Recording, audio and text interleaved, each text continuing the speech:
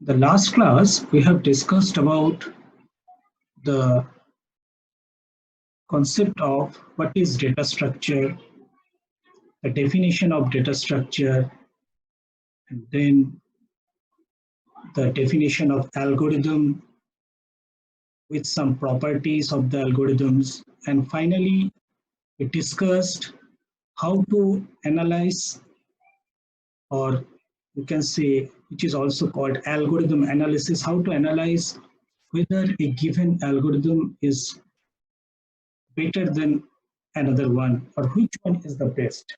So regarding this analysis, I have discussed that there are basically two things that we must consider whenever we are discussing about algorithm. One is the time complexity and another is space complexity. But since the space complexity is not that much important in case of algorithm, since the time is very much, we have very constant times. So that's why time complexity is one of the major factor which will decide whether a given algorithm is good or not. And with this respect, I have shown you one example, that is the how to solve the problem of prime number, means a given number is prime or not.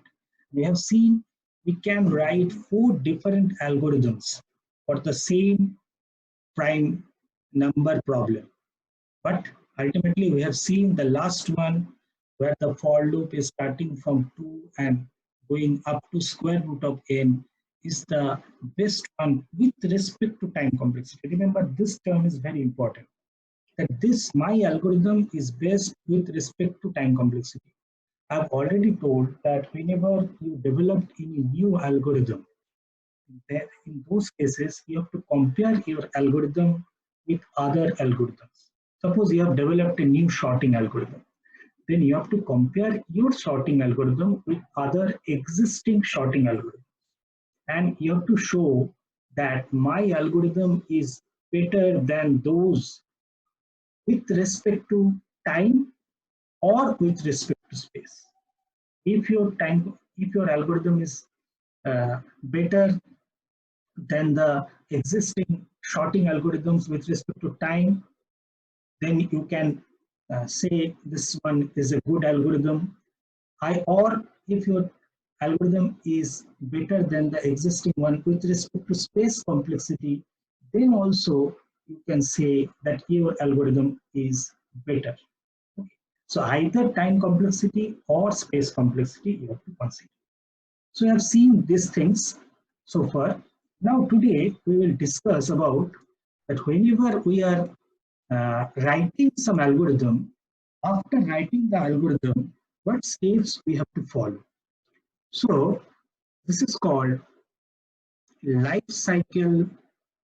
This is called life cycle of an algorithm.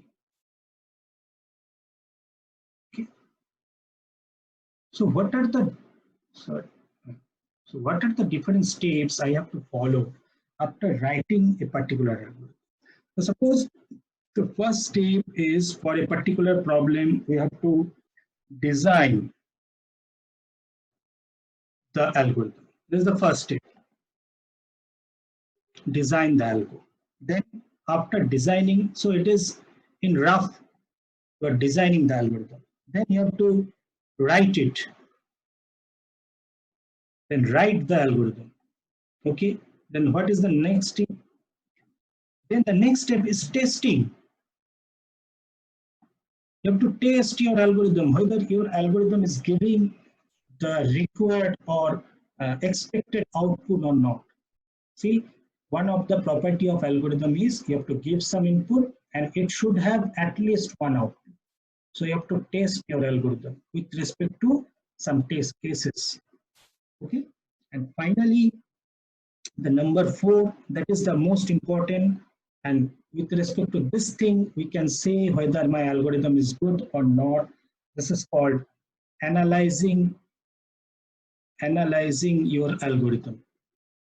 Analyzing the algorithm. So these are the different steps, or you can say life cycle. Now, why this is called life cycle? If after analysis of the algorithm, you see that your algorithm is taking too much space or too much time, then again you have to go to this step, and again you have to modify your algorithm, and then again you have to follow the steps. So it is almost like a cycle. That's why it is called the life cycle. Again, so whenever you are getting any problem, so first of all, you have to design how to solve the problem. So that's why it is called design the algorithm. Then you have to write it down. Okay, these are the steps, either in a form of pseudocode or in a form of programming language, whatever. You have to write the algorithm. Then the next step is you have to test the algorithm, whether it is giving you proper output or not. If it is giving you proper output or expected output, then only you go for analyze. Whether means analyze means I have to analyze what is the time complexity. What is the time complexity or what is the space complexity? See, you cannot perform this one before testing. Why? Because the testing means you are first checking whether your algorithm is giving correct result or not. If it is not giving you correct result, then no need to analyze it. So first you have to test whether it is giving me exact output or my desired output. Then only we go for analyze and analysis on the basis of this. And if we see that my time complexity or space complexity is greater than the existing one, suppose I'm writing a shorting which is called HR short, okay, and I'm trying to compare my HR short with suppose bubble short. If my shorting technique HR short is greater than bubble short, either with respect to time complexity or with respect to space complexity, then we can publish it. Okay. Otherwise, I have to go for again, I have to modify the design. There is some error in my design. That's why it is taking so much time or so much space. So again, I have to modify, again, I have to test, again, I have to analyze. So this is very important, this life cycle of an algorithm. Now see, whenever we are going for any data structure, so I have already discussed you that data structure, whenever there is some data structure DS, you can perform some operations. So what are those operations? The operations are, you can insert new element, correct? You can delete an existing element, okay? Then you can search a particular element. Now, with this term, I want to discuss about some algorithms. So search, what do you mean by search? Search means searching a particular given element. So suppose there is an array, and in this array there are many elements, and this is my given element, and I am going to search whether this element present there or not. So this is called searching. And what should be the output? So these are the inputs. These are the inputs. One given array of n elements, one search element. Okay, these are the inputs. And what should be the output? Output is true, false, correct? This is a binary output. Either I found the element or I have not found it. Okay, so this is called search. Now, you have already know that since this is array searching, so there is one technique which is called sequential or linear search,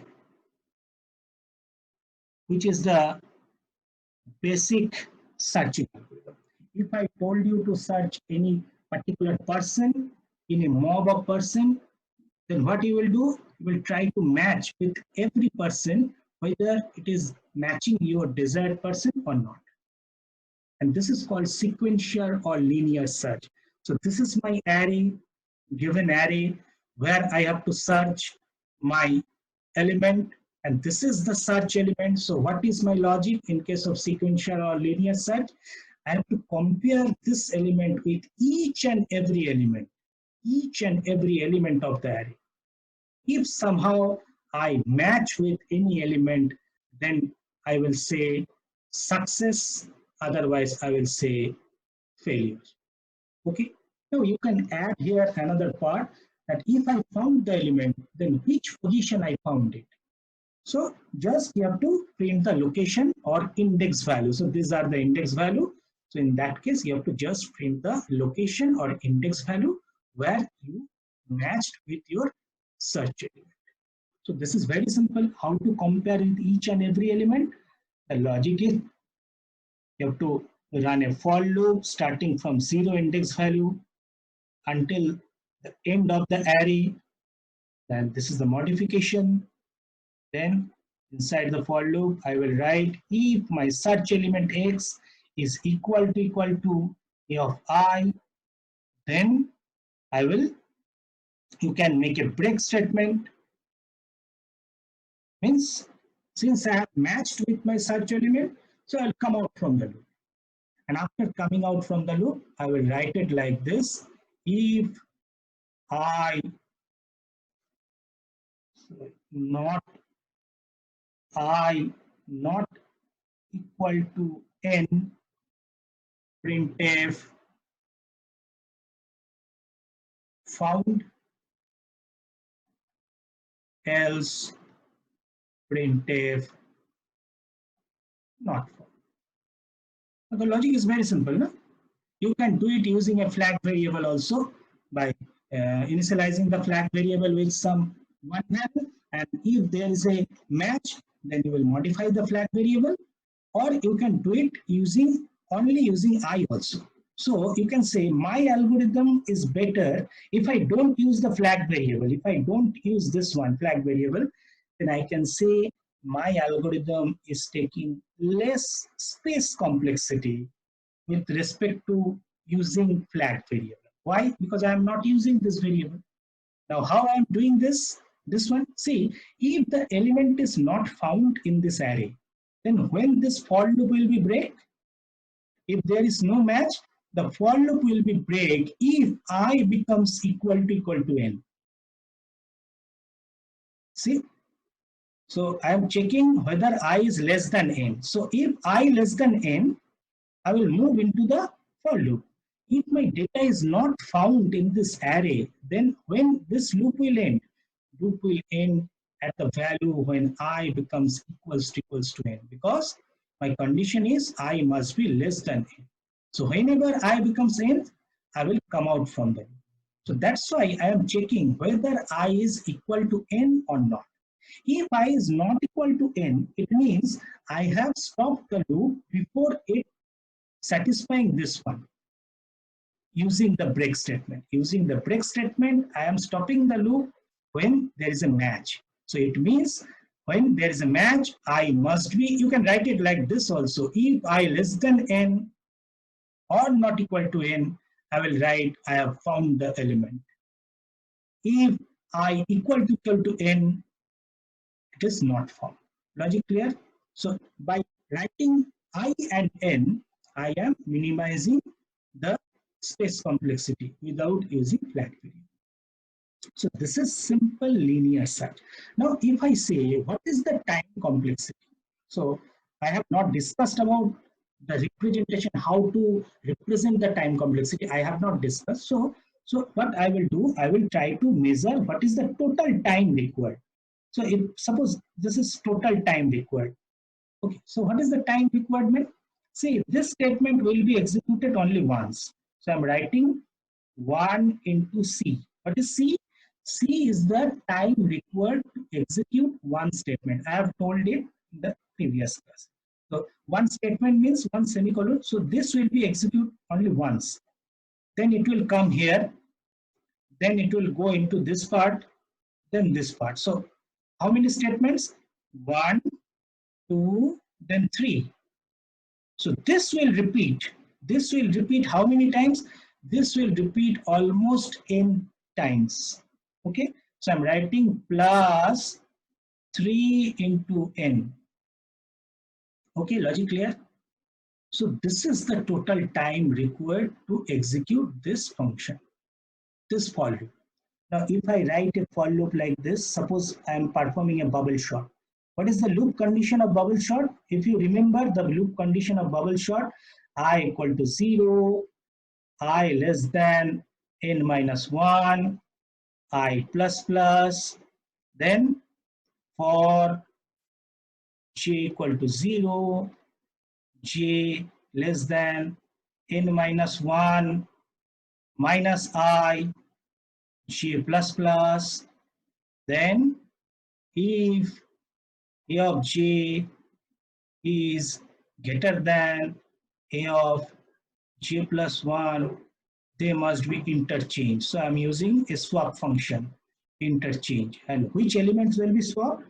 J and j plus 1. So I'm passing the positional values or index values of those elements. So this is my sorting algorithm. This is bubble sort. Okay. Why this is bubble sort? I will discuss about this in later classes. So this is bubble sort.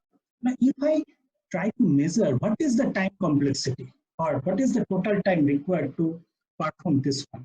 So you can see, for suppose the value of n is 4. There are 4 elements. Suppose the elements are like this: 44, 33, 22, 11. Then what you will do in this part? So I am starting I equal to 0. So this part is satisfying. So it will go inside this j equal to 0. Okay. Then what is the value of this part? N minus 1 minus I. Means this is 3. This is 3. Okay. So j is 0, less than 3, satisfying. So it will move into this part.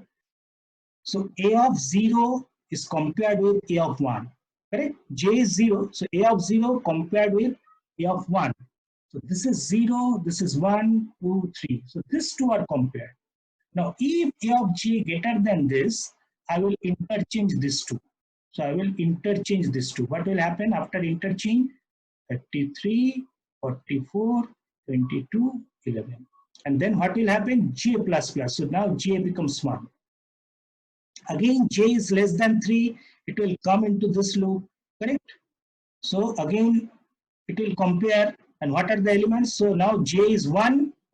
This one is j plus 1. These two are compared. Again, satisfying. So these two will be interchanged. So it will give you 22, 44, 11. Again, j increase, j plus plus 2. Again, j is less than 3. So again, it will come into this part. Now, a of 2 is compared with a of 3. This is a of 2. This is a of 3. Again, this one is satisfying. So these two will be interchanged. 33, 22, 11, 44. Now again j plus plus. Now j becomes 3. Now this part is not satisfying. So it will come out and I plus plus will be executed. So now I become 1s. Now this part is satisfying, I less than 3. It will come again to this. So if it is a nested loop, then how this one is satisfying? See, in the first place, how many times this one executed? How many times this part is executed, each part? See, 1, 2, 3. So for 4 elements, I have to perform 3 times this each part, this interchange part. So it means if there are n number of elements, I have to do it n minus 1 time. Is it clear? See, how many times I have to perform the swapping? Since there are 4 elements, this is 1 time, this is 2nd time, this is 3rd time. So for 4 elements, I am performing 3 interchanges. So if there are n number of elements, how many times this loop will execute? N minus 1 times. See, from this part, you can easily understand. See, How many times it will execute? Since I is 0, so it will execute n minus 1 time. In the next iteration, now I becomes 1. So this will execute n minus 2 time.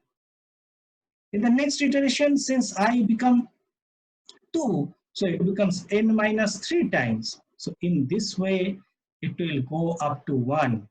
So this is the total time.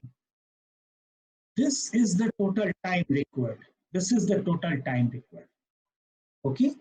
So you have to add all these things. If you add all these things, what will happen? It is a summation of n minus 1 plus n minus 2 plus dot dot dot up to 1.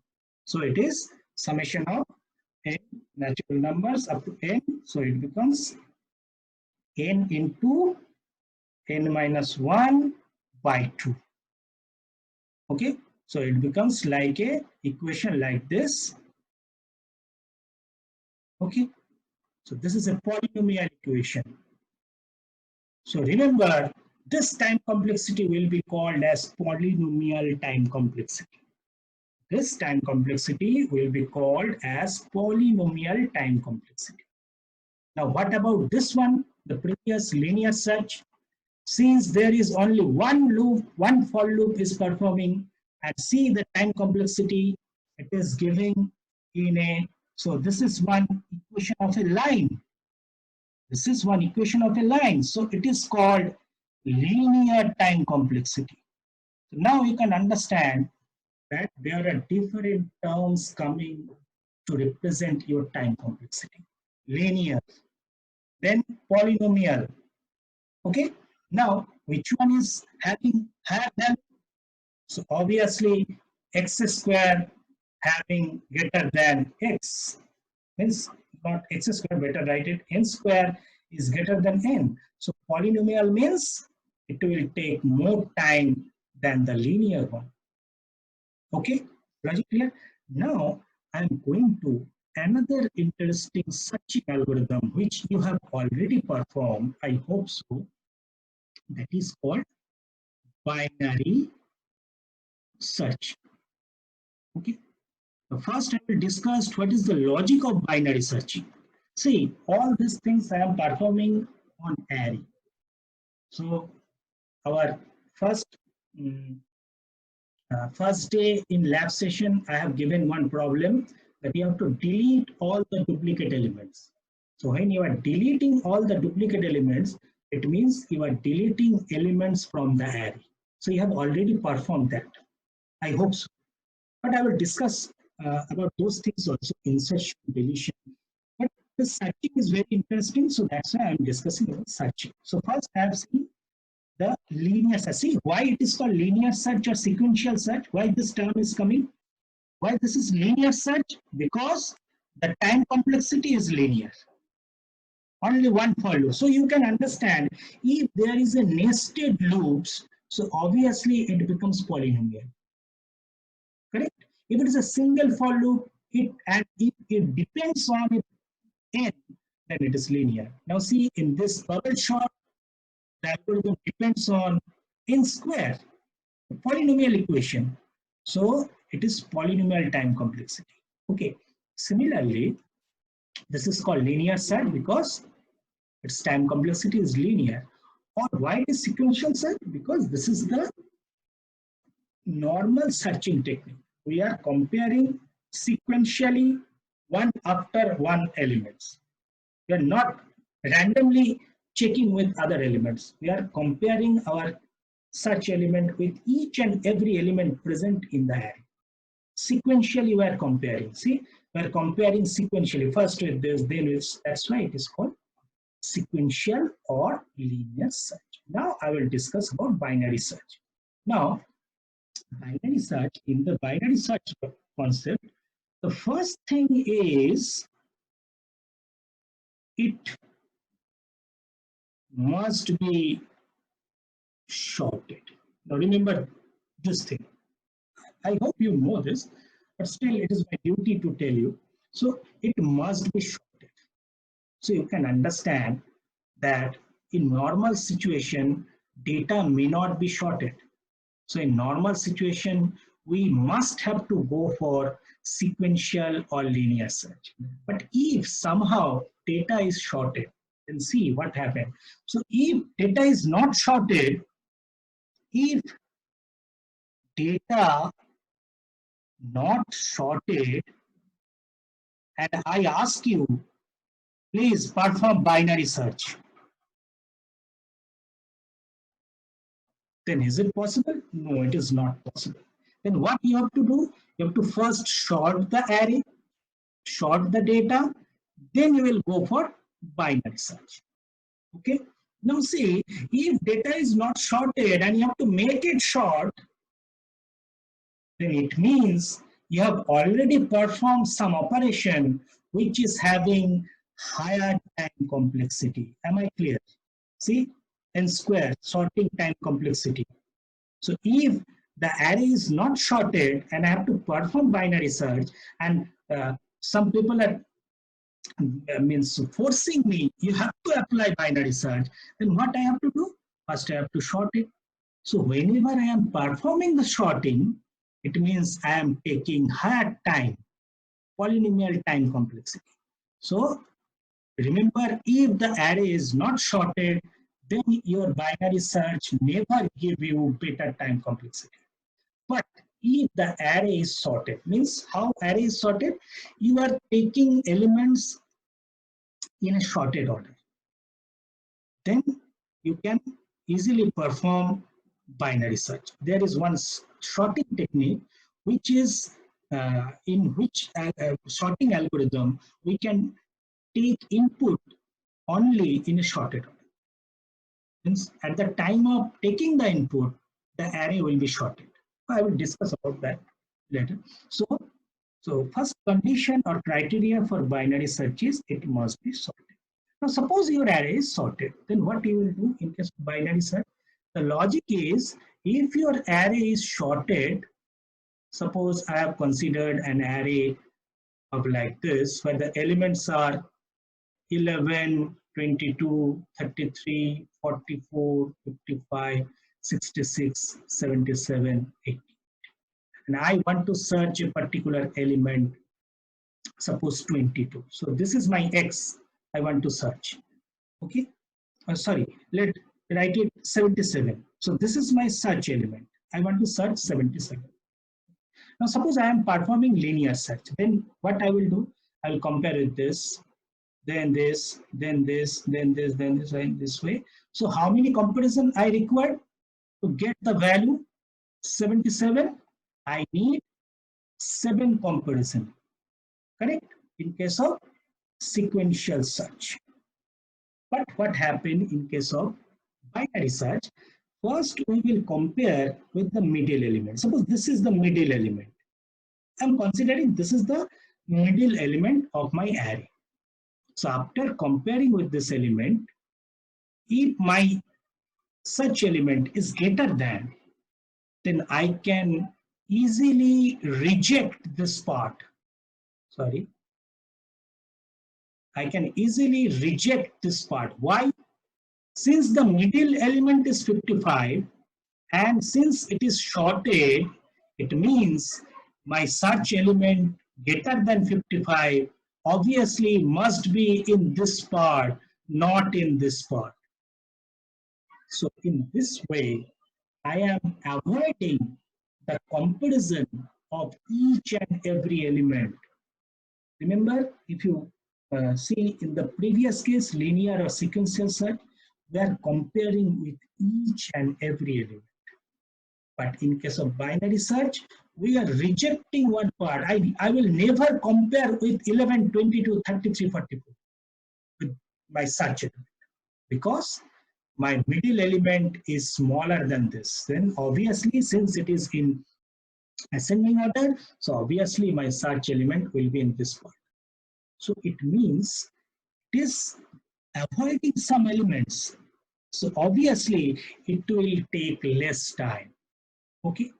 Now this one is the time complexity. If you try to search what is the time complexity, since in each iteration we are dividing the array. Suppose this is my n number of elements.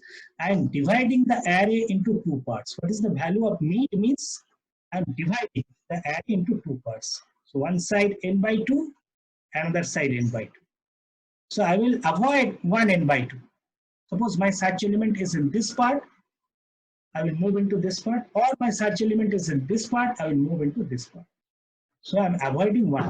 Next time, again, I am dividing my array into two parts, n by 4, n by 4. Okay, again, I will select either this or this. Okay, so in this way, I am dividing my array in this format, Okay, sorry, not n, it is k. So in this format. So if you check what is the time complexity, see, so suppose if I draw the tree, it will be like this. First, how many elements? N. I have divided into two parts by selecting the mid, n by 2, n by 2. Then suppose I will search in this part. Again, I am dividing this into two parts, n by 4, n by 4. Suppose I will search in this part. Again, I am dividing it into two parts, n by 8, n by 8. Very clear. So this is my first division, first time division. So that's why n to the power 1. So what is the size of the array after first division? N by 2 to the power 1. So this is my second division. So what is the size of the array? N by 2 to the power 2. This is my third division. So what is the size? N by 2 to the power 3. Is it clear? So now suppose I have to divide it, say, k times. And after k times, say after k times, element found. After k times, I don't know how many because n is a variable. So let after k times. So after k times, what will be the size of the array? After one time, n by 2 to the power 1. After two times, n by 2 to the power 2. So obviously after k time, it becomes n by 2 to the power k. Now suppose n is 16. Then first division, it becomes 8. Second division, it becomes 4. Third division, it becomes 2. Fourth division, it becomes 1. So after some division, it must become 1. So let, in this case, after k time division, it becomes 1. So I can write it like this. This is clear? See, so this is first division. So 16 by 2 to the power 1. This is the second division, 16 by 2 to the power 2. This is the third division, 16 by 2 to the power 3. This is the fourth division, 16 by 2 to the power 4. So k is 4. So after k division, my array becomes only single element. So what is the value of k if I want to find from this equation? So 2 to the power k is n. So how to get the value of k? K is log of n base 2. So this is your time.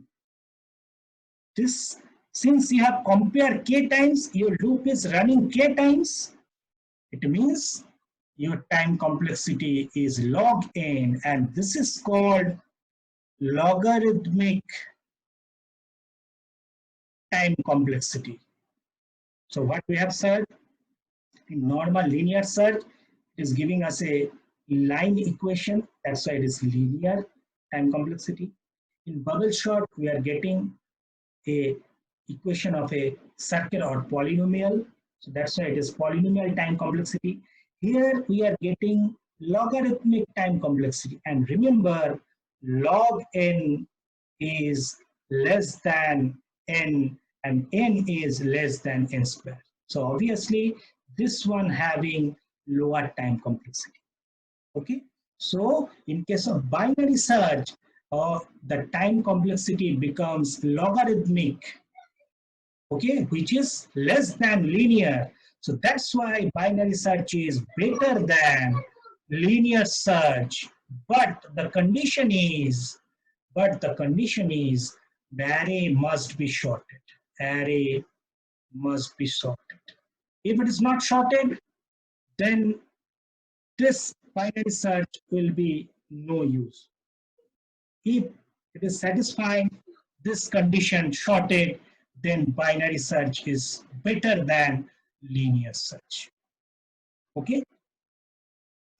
So do I need to write the algorithm of binary search? I hope you can write it. So this is your home task. You have to write your binary search function. You have to write the binary search function. Remember, binary search function, not in a single program. You have to write your binary search function, and then you have to check. So the you can say this is a home task. Home task is measure the number of iteration to search a given item using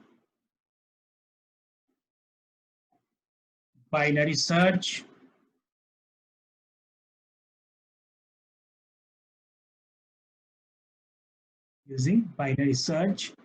in an array of 10 elements. So your array size is 10, 0 to 9. Okay.